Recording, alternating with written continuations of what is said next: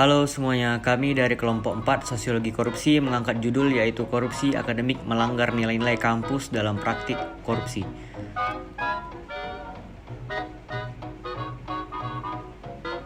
Pertama kita masuk pada pengertian. Menurut Kamus Besar Bahasa Indonesia, korupsi adalah penyelewengan atau penyalahgunaan uang negara untuk keuntungan pribadi maupun orang lain. Berdasarkan Undang-Undang Nomor 20 Tahun 2001, pada perspektif hukum tindakan korupsi secara garis besar memenuhi unsur seperti perbuatan yang merugikan keuangan negara. Pada kajian literatur, korupsi memiliki banyak makna seperti makna sosiologi pada karya klasik Syekh Husin Alatas dan beberapa makna yang diutarakan oleh tokoh lainnya ini.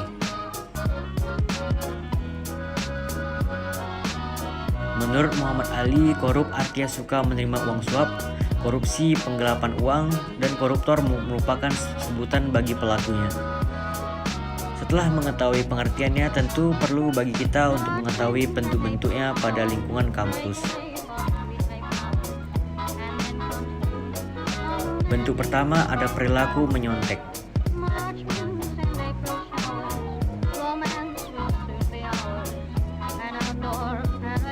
Bolos kuliah dan setiap absen.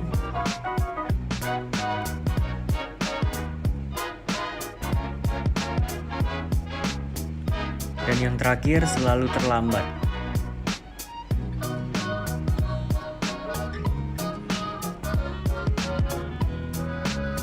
Kemudian masuk ke dalam korupsi yang dilakukan oleh pihak dosen.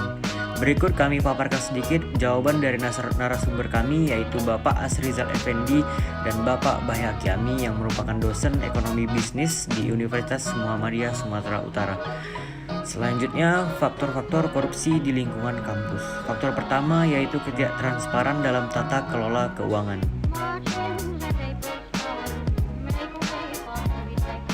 Faktor kedua, rendahnya integritas serta etika di lingkungan kampus.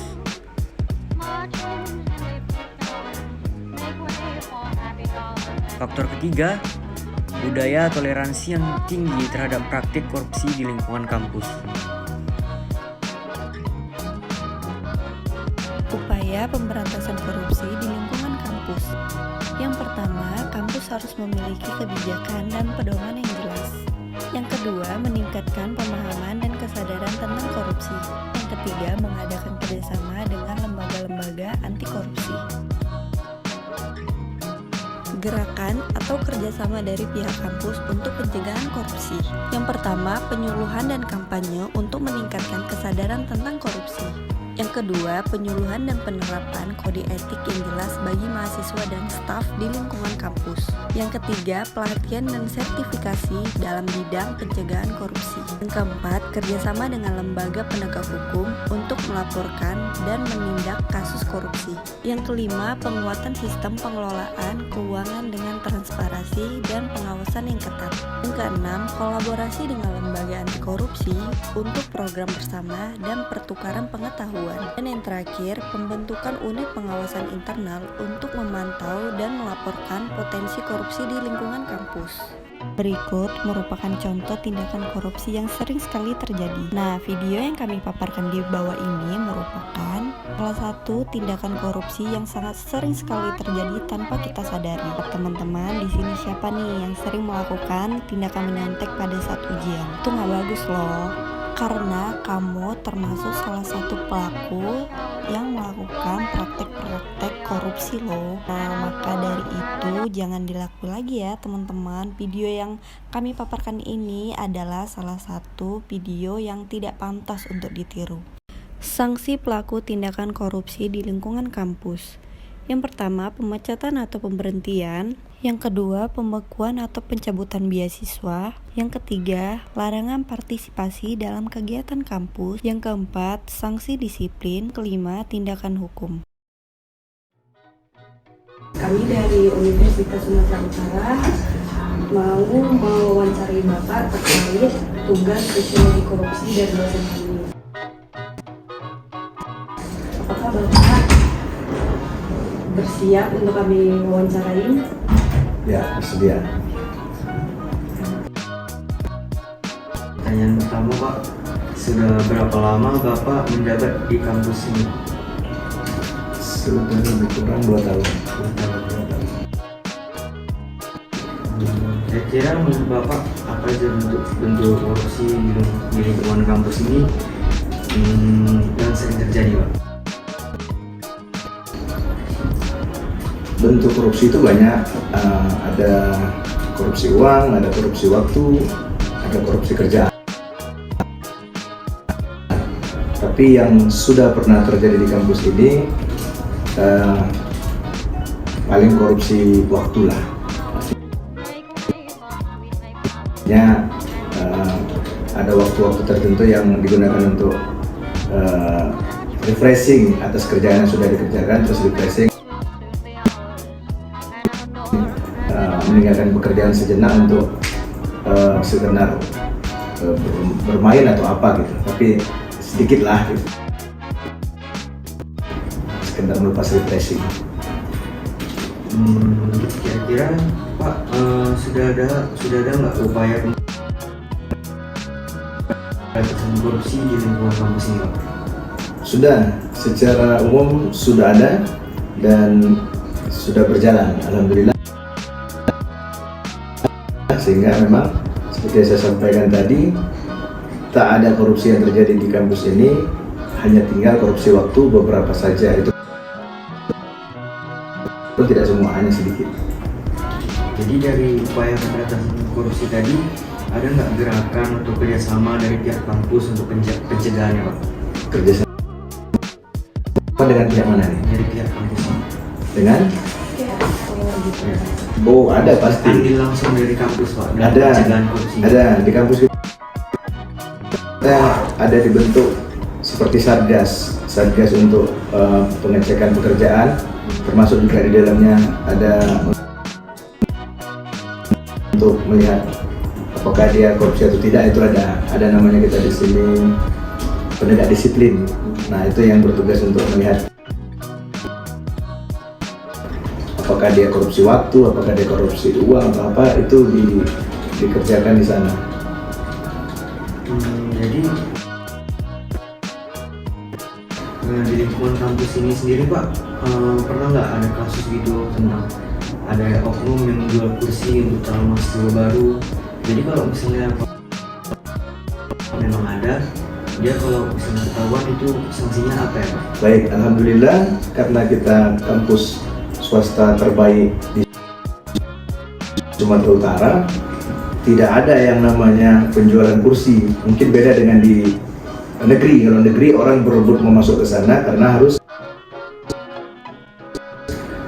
itu tadi, sehingga oknum-oknumnya pada menjual kursi. Kalau di swasta nggak ada penjualan kursi karena mereka masuk dengan sukarela. Itu dia. Ya udah Pak, itu saja yang bisa kami tanyakan ke Bapak. Sebenarnya kami juga terima kasih kepada Bapak karena mau diwawancarai gitu. Makasih ya Pak. Ya, sama-sama. Sebagai dosen, saya sekitar dari 2015 sampai dengan sekarang. Prodi Akuntansi, Fakultas Ekonomi dan Bisnis. Silakan, nanti. Baik, Pak, saya mau bertanya. Sudah berapa lama Bapak kerja di kampus ini? Menjabat di kampus ini sebagai dosen dari 2015 sampai dengan sekarang. Kalau menjabat sebagai anggota MS, mungkin 1 tahun. Kira-kira menurut Bapak ada saja ada bentuk korupsi di depan kampus maupun di luar negeri? Kalau bentuk korupsi itu ada banyak di sana. Tapi yang paling terjadi sebenarnya korupsi waktu. Kalau korupsi untuk uang mungkin ada beberapa oknum yang melakukan, tapi kalau sepengetahuan saya di Universitas Muhammadiyah Sumatera ini tidak ada sebenarnya korupsi uang. Tapi korupsi waktu contohnya misalnya pada orang bekerja tapi dia tidak memakainya untuk bekerja, itu kan ada korupsi waktu. Mungkin bukan hanya universitas saja yang mengalami itu, hampir semua dengan perusahaan masih mengalami korupsi waktu seperti itu. Yang mungkin sebagian orang mentoleransi itu asal tidak tahu. Dalam pandangan Bapak, apakah Bapak pernah menyaksikan atau mengetahui kasus korupsi akademik di lingkungan kampus? Jika pernah, dapatkah Bapak memberikan contohnya? Kalau di selama saya bekerja di sini, alhamdulillah tidak pernah saya lihat ada korupsi ya. Dari segi kalau kayak korupsi uang dan sebagainya.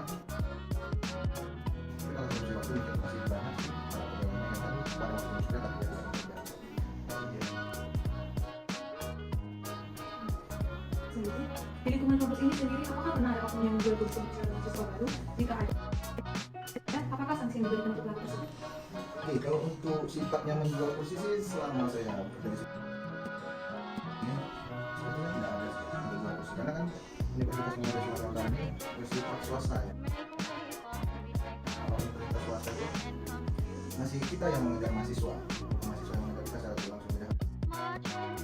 Dan kalau yang mungkin ini mahasiswa itu pandangan yang pertama sebelum memilih swasta pasti memilih.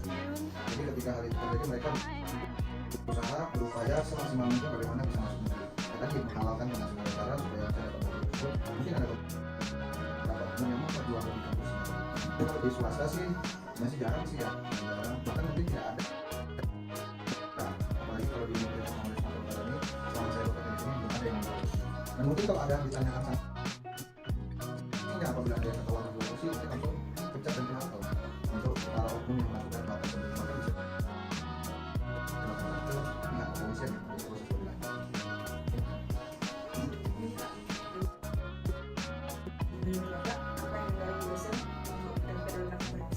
Apa yang mendorong dosen untuk terlibat korupsi?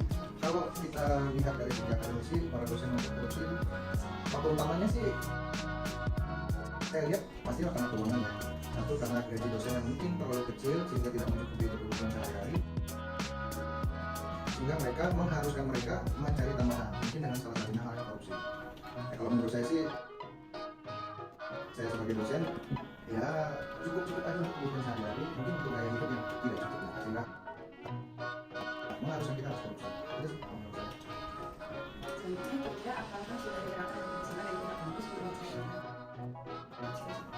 Kerjasama itu pasti lah. Tiap kampus itu paling anti sama dengan orang-orang yang korupsi. Kalau kerjasama di sini sebenarnya udah ada satgasnya.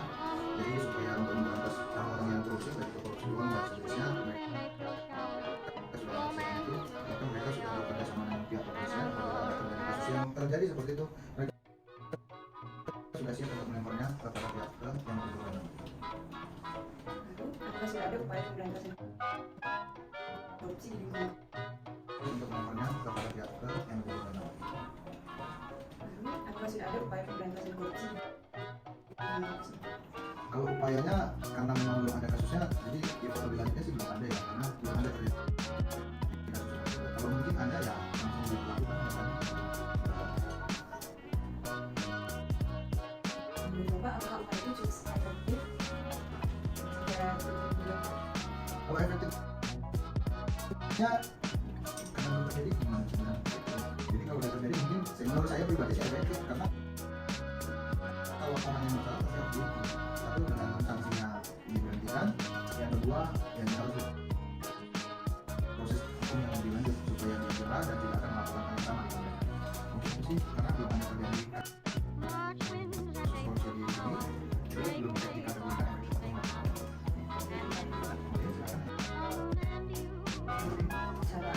Cara apa yang akan perguruan tinggi dan sosial di kampus untuk mengingatkan korupsi berkontribusi untuk membangun integritas. Oke, kalau menurut saya sih dari diri sendiri dulu ya, dari diri sendiri bagaimana kita membiasakan diri untuk hidup jujur. Jadi ketika kita diri sendiri sudah membentenginya untuk anti korupsi, mungkin kita bisa melampiaskannya ataupun memberikannya kepada orang lain sehingga orang lain juga mengikuti apa yang kita lakukan. Jadi dengan cara itu secara tidak langsung akan memberikan suatu kualitas yang baik dibandingkan kita harus menyuruh orang lain tanpa membentengi diri sendiri. Kita tahunya membilangkan bahwasanya dia yang salah, tapi kita sendiri juga melakukan hal yang sama. Lebih bagus kita yang membentengi diri sendiri, mengedukasi diri sendiri supaya kita lebih baik, sehingga apa teman-teman di sekitar kita juga mengikuti hal yang sama dengan kita. Mungkin itu ya.